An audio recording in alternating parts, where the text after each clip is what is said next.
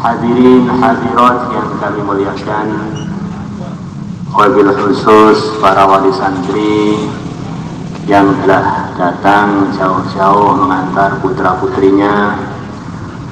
Semoga Allah memberi ganti yang lebih banyak di dunia sebelum akhirat. Duitnya tambah banyak, halal barokah lagi, tokonya tambah banyak, utangnya tambah lunas. Dan kepada semua teman-teman santri, putra maupun putri, wabil khusus yang mau wisuda, semoga lepas dapat jodoh yang sesuai. Masya Allah. Lau aliman nasu madza fin nikah latasara'u ilaihi. Ini bukan hadis ya. Di bulan Syawal ini banyak kenangan dalam sejarah Islam. Yang kenangan tadi untuk menyemangati para wali murid dan juga untuk menyemangati para calon-calon wisudawan dan wisudawaniwati. Di bulan Syawal ini, Masya Allah, telah lahir orang ajam, bukan Arab, pesek seperti kita, mungkin begitu itu. Bahasa lahirnya bukan bahasa Arab. Bahkan beliau ini adalah keturunannya mu'alaf. Kakeknya yang nomor 4 masih mu'alaf, baru masuk Islam. Tetapi beliau dipilih oleh Allah di posisi di dalam Islam. Semua orang yang pengen alim, pengen ngerti agama harus belajar kitab yang beliau tulis. Orang-orang yang selepas beliau. Kalau orang-orang belum belajar kitab beliau ini, belum dianggap alim. Ini masih belum sampai jenjang ke situ. Namanya Muhammad, bapaknya namanya Ismail. Ismail seorang ulama sekaligus seorang pedagang. Maka kalau kita lihat orang alim kok dagang, jangan disalahin. Karena ada cerita-cerita uangnya orang soleh itu halal, berkah lagi. Maka para ulama mengatakan, kalau kamu ngaji sudah, mondok sudah, berdakwah sudah, kok hatinya masih kotor, datang ke rumahnya orang soleh minta makan, nanti bisa terang hatinya, akhirnya lepas makan jernih hatinya. Ya ada obat itu namanya makan, yaitu makan hartanya orang-orang soleh dengan izin tentu saja. Dulu itu ada cerita lama dan barusan ketahuan. Saya dulu suka melihara macam-macam binatang, termasuk melihara mentok. Nah, saya punya peliharaan mentok bahasa Indonesianya apa itu? Ya entok. Sampai ratus-ratus. Maka selepas saya pergi ke Pakistan, pulang sudah punya anak, punya istri, bahkan punya beberapa istri. Nah, ada alumni itu yang datang saya, Pak, minta halalnya. Minta halalnya apa? Waktu bapak berangkat ke Pakistan itu mentoknya habis, kita makan semua. Nah, kenapa kok berani makan? Nah, dulu itu santri-santri itu pemahamannya beda, Pak. Ini hartanya dia ini, kalau kita makan, nanti kita di akhirat akan diurus oleh para malaikat. Akhirnya kita ketemu dengan Pak Haji kita, nanti kita dapat syafaat. Wah, ngawur aja mentok saya habis. Jadi santri-santri dulu saya husnuzonnya kepada guru-gurunya, dianggap nanti di akhirat punya derajat. Makan hartanya tanpa izin, biar nanti dituntut di akhirat, pas ketemu gurunya mesti saya akhirnya disapa.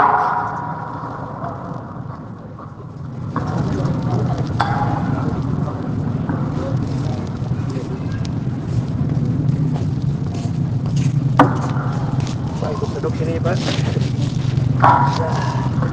Maka Muhammad bin Ismailnya bilang, saya yakin bahwa semua harta saya ini tidak ada satupun yang haram. Maka Ismail ini punya putra yang begitu soleh, begitu alim, begitu kuat hafalannya, yang terkenal akhirnya menjadi Al-Imam Bukhari. Muhammad ibn Ismail ibn Ibrahim. Kemudian Ibrahim ini putranya Al-Mughirah. Al-Mughirah itu dulu non-muslim. Kemudian dalam perjalanan hidup beliau ketemu dengan seorang dari kabilah Arab namanya kabilah Al-Jufi, namanya Al-Yaman, dari kabilah Al-Jufi. Akhirnya Al-Mughirah dapat hidayah dengan sebab Al-Yaman, yang mana kakeknya Al-Mughirah itu sampai wafatnya masih dalam keadaan tidak beriman, yaitu Bardisbah. Maka di antara ceritanya Imam Bukhari bisa jadi Imam Bukhari, di antara ceritanya karena memang makan minumnya dari harta yang halal. Maka teman-teman wali murid yang datang dari mana saja, usahakan wesel-wesel yang dikirim kepada anak-anak kita, weselnya dari hasil kerja kita yang paling halal. Salamnya, hadirin wal hadirat yang kami muliakan, kita ini nanti kalau di akhirat sana melihat untungnya punya anak yang beriman, kita nyesel, anak saya kurang banyak. Nanti kalau kita di surga, semoga termasuk kita semua, kita akan tengok kerajaan-kerajaan terkecil di surga itu luasnya 10 kali lipat dunia. Itu luasnya, belum penghuninya, belum harganya, belum hotel-hotelnya, belum istana-istananya di sana. Orang iman yang paling lemah imannya, andaikan di dunia tinggal dia saja, maka dunia gagal, terjadi hari kiamat, dunia masih boleh dipakai. Maka maknanya orang beriman yang satu yang ngantuan, mondok aja nggak mau. Apalagi yang mau mondok, ngantuan imannya paling lemah. Dengan sebab dia seluruh dunia dapat berkahnya. Seluruh dunia dapat berkahnya. Seluruh dunia dapat kebaikan dari dia. Maknanya dia telah berbuat baik kepada seluruh dunia. Dan Allah telah menjanjikan orang yang buat baik, minimalnya Allah akan beri ganti untuk dia 10 kali lipatnya. Man jaa'a bil hasanati falahu 'asyru amsalha. Barang siapa buat satu kebaikan, minimal Allah akan beri kepada dia 10 kali lipatannya. Maka tidak heran Hanas diberi surga 10 kali lipat dunia, karena dia telah berbuat baik kepada seluruh dunia, kepada manusianya, kepada hewannya, kepada gunungnya, kepada airnya, kepada kerikil-kerikilnya, kepada tanahnya. Dia telah berbuat kepada semuanya kebaikan, maka dia diganti untuk dia minimal sambutan pertama surga yang luasnya 10 kali lipat dunia. Maka hakikatnya tidak ada orang beriman yang tidak berkahi kita. Mau doakan kita, nggak mau doakan kita, musuh kita, suudon pada kita, mitnah pada kita, orang iman dari sisi ini semuanya masih datangkan kebaikan pada kita. Maka kita lihat orang beriman, kalau dengan pandangan ini insya Allah banyak titik temu dengan orang-orang beriman. Tetapi kalau pandangannya dengan pandangan harus ikut saya, ini akan banyak perbedaan. Karena kita dengan selain kita itu bukan satu jasad yang satu. Bahkan kita jasad yang satu saja sering berbeda pendapat. Mulutnya pengen sambal, perutnya sakit mah. Akhirnya engkel-engkelan, menang mana? Mulut sambal, perutnya jangan sambal. Akhirnya kadang-kadang menang mulutnya, akhirnya mahnya kambuh. Kadang-kadang menang perutnya, akhirnya selamat dari kekambuhan asam lambung. Bagaimana pula kalau orang berimannya tadi ada amalan-amalan selain iman dia? Apalagi kalau orang imannya tadi, para hadirin wal hadirat, ya ini adalah pelajar ilmu agama. Ada orang, ya ini senang karena anaknya dekat dengan pejabat yang tertinggi, yang terkaya. Apa saja masalah dunia, bolehnya minta bantuan pada dia, yes. Maka anaknya tadi begitu berbakti kepada orang tuanya, dia bilang kepada pejabat tadi, Pak, saya ini anaknya bapak ini, bapak saya telah banyak jasa pada saya minta bapak memperhatikan bapak saya, memperhatikan ibu saya. Ya, apa kekurangan ibu, tak bereskan semua. Nah, maka anaknya itu begitu diketahui orang tuanya telah mengenalkan orang tuanya kepada pejabat yang sukses, yang paling kaya, yang seluruh dunia ekonominya dia kuasai.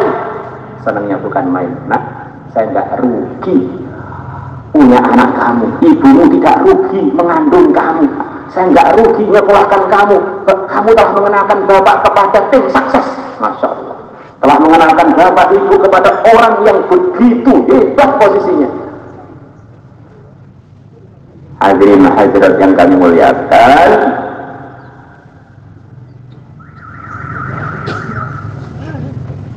kalau ada orang punya anak kemudian dia baca sholawat, Allahumma salli wa sallim ala Sayyidina Muhammad wa ala ali Sayyidina Muhammad, maka Allah akan tugaskan malaikat untuk menyampaikan sholawat tadi kepada Rasulullah, sekaligus disebutkan di depan Nabi, yang baca sholawat ini adalah namanya si fulan, putranya orang tuanya.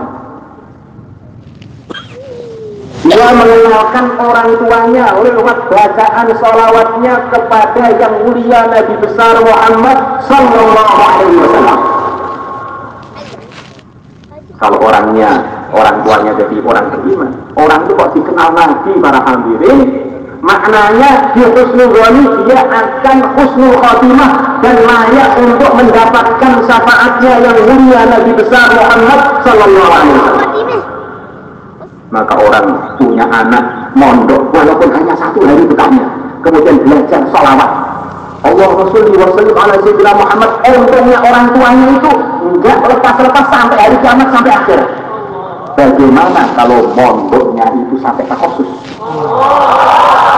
Maka ada seorang soleh itu kalau memberikan fasilitas pada anaknya,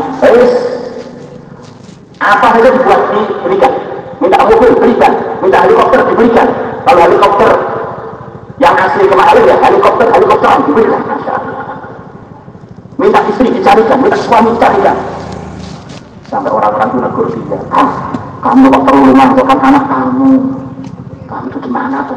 Yang mewakili sujud saya di hadapan Allah, mewakili amalan saya di hadapan Allah, yang meneruskan jariah saya ini anak saya ini adalah investasi saya paling besar, apapun akan saya lakukan demi jariah saya. Saya nggak sayang seluruh harta saya habis demi anak saya jadi orang manfaat. Seperti orang katakan anaknya untuk jadi pejabat, untuk jadi orang kaya, menjadi orang yang katanya bermartabat di dalam pendidikannya, apa aja dijual ini anaknya. Nah ini anaknya didaftarkan di pondok untuk dijadikan manfaat di akhirat yang kekal abadi selamanya, yang mana belajar agama, belajarnya saja belum diamalkan, itu sudah kesuksesan, apalagi diamalkan, apalagi diyakini, apalagi didakwahkan. Untungnya itu sudah nggak bisa dihitung, kalkulator nggak bisa dihitung. La ilaha illallah. Maka nggak rugi punya anak orang beriman, itu nggak rugi. Maka di antara agama, di antara arahan agama bagi orang yang mampu, suruh punya anak sebanyak-banyaknya. Karena ini anak orang beriman itu, kalau punya anak biasanya orang beriman, jarang sekali orang beriman punya anak nggak beriman. Ini adalah satu investasi yang hampir tidak ada kegagalannya, yaitu investasi nikah akhirnya muncul anak. Masya Allah. Apalagi anaknya ngaji, apalagi hafal Quran, apalagi dai, masya Allah. Tadi kita surga belum selesai. Kemudian kita tengok kanan, loh itu anak saya. Tengok kiri, itu anak saya. Tengok itu menantu saya. Oh itu cucu saya. Alangkah untungnya orang di sana melihat keturunannya jadi ahli surga, jadi punya kerajaan-kerajaan besar di sana. Masya Allah. Hadirin wal hadirat yang kami muliakan, kita ini sebagai orang pesantren mestinya mandang kebaikan itu harus sedikit berbeda dengan umumnya orang yang umum. Apalagi wali santri yang punya anak di pesantren, kita ini harus punya pandangan husnudzon. Nabi telah bersabda dalam hadis yang diriwayatkan oleh Imam Ghazali, beliau bersabda, innama bu'itsu mu'alliman. Sesungguhnya aku ini diutus oleh Allah untuk mengajar. Mengajari iman, mengajari amal. Mengajari iman, mengajari amal. Mengajari sikap yang benar, langkah-langkah yang benar, keputusan-keputusan yang benar. Maknanya bagaimana teman-teman semua, wabil khusus wali murid dan calon wisudawan.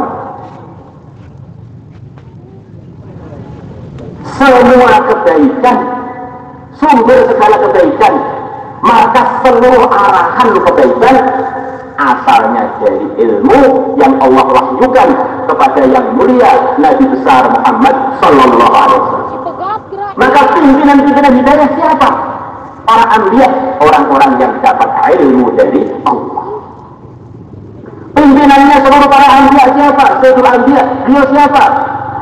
Pimpinannya orang-orang yang telah diberi ilmu oleh Allah yang mulia, yang termulia, baginda Nabi besar Muhammad Sallallahu Alaihi wa ala alihi wa sahbihi wa baraka wasallam.